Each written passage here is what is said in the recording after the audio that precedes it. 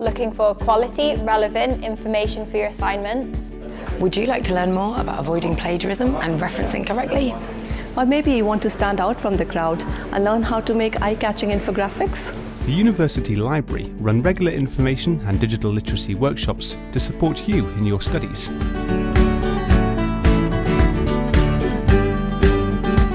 I know a lot about databases I didn't know before. Yeah. So I went to the Discovering Information workshops, and it helped me to really find more relevant information, because a lot of the time I was sort of looking for way too long trying to find these things that I would come up with a way too long list, but this helped me narrow down things that are really specific to what I was looking for, so it's really helpful overall.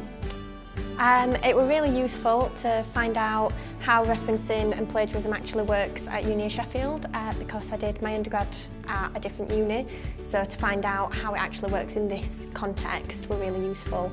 And I also found it really useful to find out about lots of different websites that you can use, like Mendeley, that can help with your referencing and plagiarism, make sure you can avoid it.